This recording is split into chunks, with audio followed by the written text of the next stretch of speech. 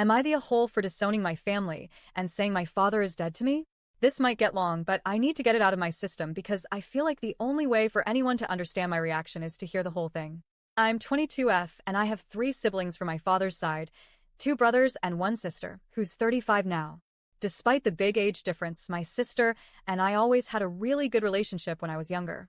She was the sibling I felt closest to, the one who'd take me out when I was little, braid my hair, bring me small gifts, and tell me about her life.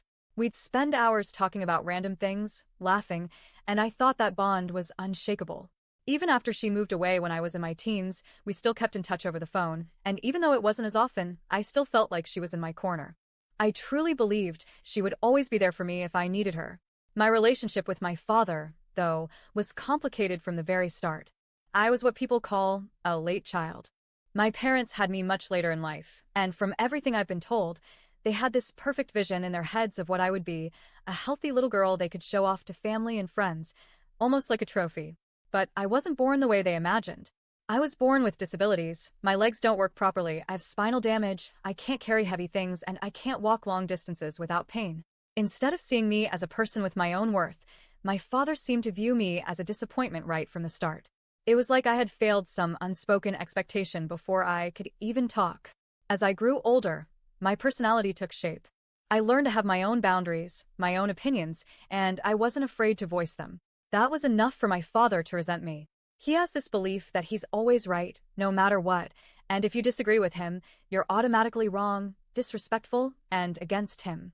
My mother, in all of this, was mostly passive. Sometimes she would be on his side, telling me I should just keep quiet, that I brought things on myself. Only rarely would she step in to stop things when they got really bad. When I was 15, things escalated. Arguments turned physical. He started using his strength against me in different ways, and it terrified me. My mother would usually just watch or yell at me for starting it by talking back. On the rare occasions she tried to stop him, it was only because things had gotten truly out of control. I learned pretty quickly that in this house, my father's word was law, and there was no point trying to win.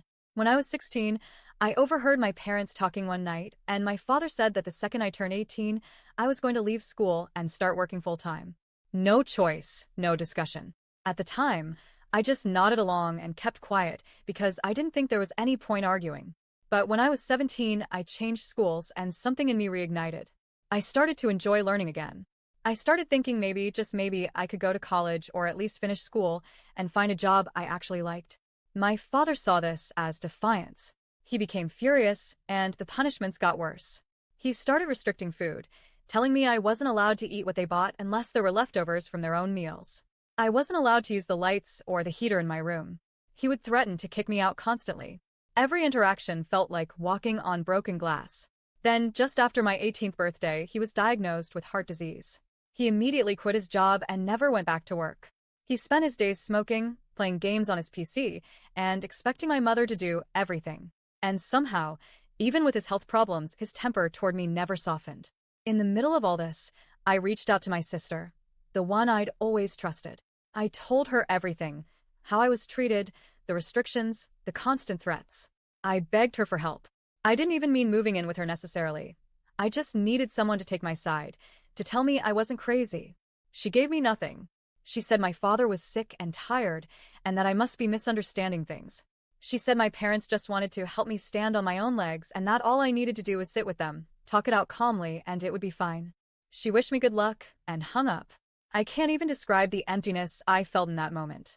I never called her again after that. The next year was hell. My mental health tanked. I ended up dropping out of school and working whatever low-paying jobs I could find, even ones that made my physical condition worse. I barely had enough to keep food in my stomach. I felt trapped. But last year, something finally changed. I got a better job. For the first time, I was able to start saving up and I began planning my move out. I felt like I could finally see the light at the end of the tunnel. Then a few months ago, my mother and I were talking to a family friend I hadn't seen in years.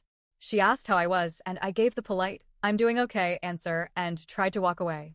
But she kept asking questions about my work, my life, and then, eventually about my father. She said she knew we had conflicts but didn't know the details. Without thinking, I said, "I don't have a father anymore." She looked shocked and immediately asked if he had passed away. I didn't correct her. I just repeated, I don't have a father, and started to walk away. Then she asked about my siblings and I told her, I don't have any of those either. Later that day, my phone started blowing up. It was my mother, furious. She said the woman thought my father was dead and had been offering her condolences, and that I had humiliated her by saying something like that. She told me I needed to apologize immediately because the woman was really disappointed in me. She called me names, told me I was cruel, and that I had no right to say those things. I told her I wasn't apologizing, and she hung up on me. It's been a while since it happened, but I still think about it. In my mind, my father is dead to me. So are my siblings.